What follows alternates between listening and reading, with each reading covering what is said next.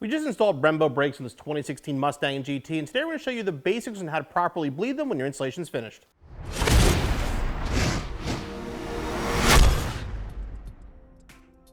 A couple tips for doing the installation. Before you get started bleeding the brakes, you want to make sure you have enough brake fluid. It's a good possibility you might go through a full quart of fluid bleeding the brakes properly. Also make sure you have the correct fluid for your vehicle.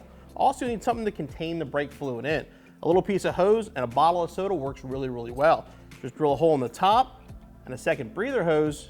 You can just connect this as you're bleeding the brakes. The last thing you'll need is a set of wrenches. Now again, the bleeders might be different sizes front to back. In our case, they're 9mm in the rear, they're gonna be 11mm in the front. Again, this is a two-man job. You'll need somebody inside the car and someone at the bleeders.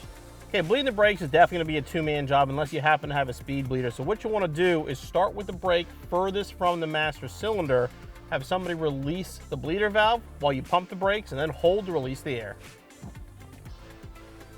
Okay.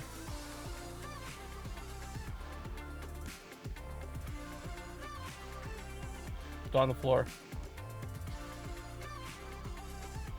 Now you've done both the rears, we're gonna do the fronts again. Start furthest from the master cylinder. Make sure between wheels, between brakes, you check the master cylinder so it doesn't go dry. You should give it about 3 slow pumps, then sort of hold it. It will keep going to the floor, that's normal. After about the 3rd or 4th try, the pedal should get firm.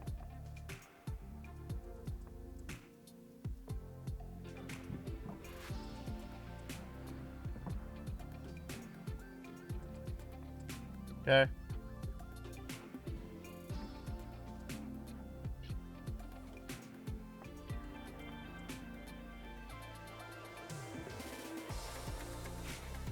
Again, make sure when you're doing this with the fronts, they do have 2 bleeders. So you want to go back and forth. Down.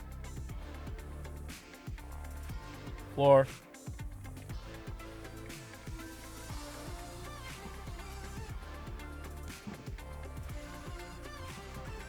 Okay. Floor.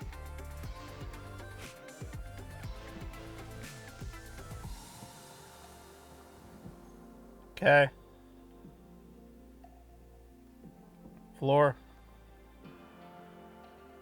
And once you go through all 4 wheels, you should have a nice tight pedal. Never a bad idea to go through just one more time. Make sure you have all the air out. The more air you have out of the system, the better the brakes are going to perform.